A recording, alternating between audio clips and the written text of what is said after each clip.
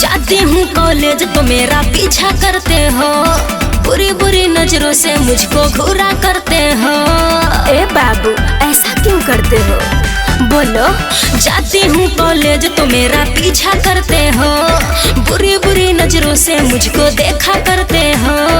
भरम है तेरा के मैं तेरा पीछा करता हूँ। क्या भरम है तेरा के मैं तेरा पीछा करता हूँ। Oh my God. अरे हटो, मैं तुझ पे नहीं रे पगली तेरे फैन पे मरता हूँ। अच्छा तुझ पे नहीं रे पगली तेरे फैन पे मरता हूँ।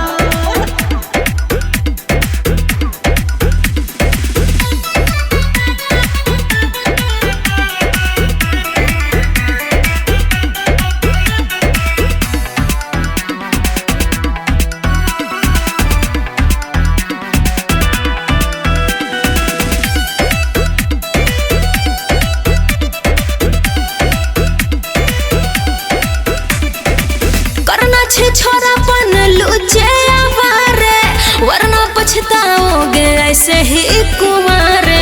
तू ज्यादा बोल रही हो, मुझको अपने खोल रही हो। बड़े बाप का बेटा हुआ मैं पौने में तोड़ रही हूँ। अरे चुप करना छे छोरापन लूचे आवारे, वरना पछताओगे ऐसे ही कुमारे। करना छे छोरापन लूचे आवारे, वरना पछताओगे ऐसे ही कुमारे। और तू क्यों कर रही हो, मैं न तुझसे डरता हूँ। और तू क्यों कर रही हो, मैं न तुझसे डरता हूँ। मैं तुझ पे नहीं रे पगली तेरे फैन पे मरता हूँ। मैं तुझ पे नहीं रे पगली तेरे फैन पे मरता हूँ। ओहो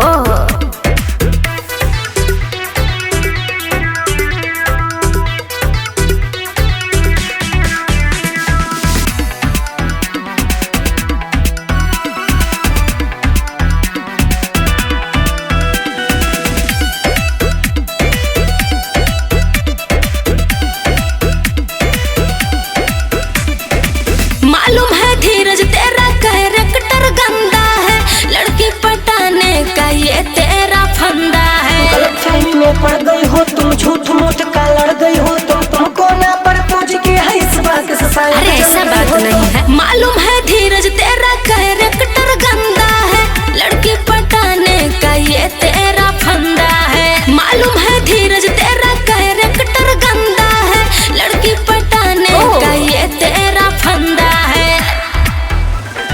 तेरी जैसी पागल से यूं मैं न डरता हूँ।